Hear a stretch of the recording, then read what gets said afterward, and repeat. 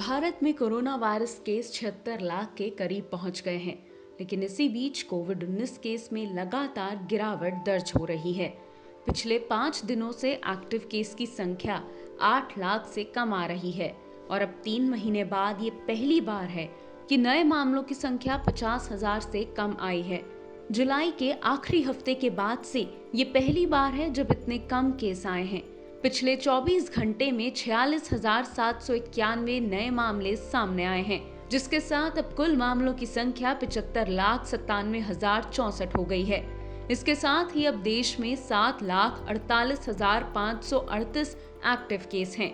अब active case देश में केवल 10% हैं। स्वास्थ्य मंत्रालय के मुताबिक कुल पॉजिटिव केस 7,48,538 हैं, जो टोटल मामलों के 9.85% हैं। वहीं संक्रमण से ठीक होने के मामले देखे जाएं तो ये तेजी से बढ़ रहे हैं। इसी के चलते एक्टिव केस और ठीक होने के मामलों में फर्क तेजी से बढ़ रहा है। पिछले 24 घंटे में 70,000 के करीब 69,720 लोग ठीक हुए, जिसके बाद अब इससे ठीक होने वालों की कुल संख्या 67,33,328 हो गई है। साथ ही ये भी देखा जा रहा है कि नए ठीक होने के मामलों का 78% केवल 10 राज्यों में है, तो दूसरी ओर नए मामलों का 75% भी 10 राज्यों में है। स्वास्थ्य मंत्रालय के अनुसार कोरोना से सबसे ज्यादा प्रभावित 5 राज्यों में पिछले हफ्ते भर में एक्टिव केसेस कम होने का ट्रेंड है।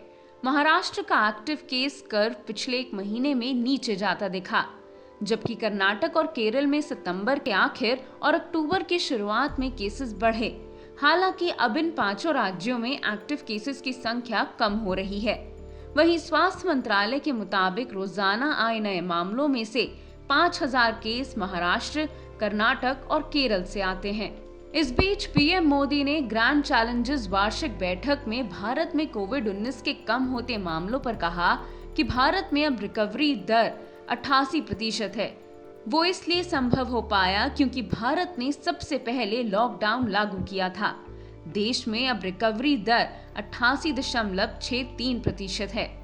साथ ही उन्होंने कोविड-19 वैक्सीन को लेकर कहा कि भारत कोरोना वायरस वैक्सीन पर अग्रिम मोर्चे पर काम कर रहा है।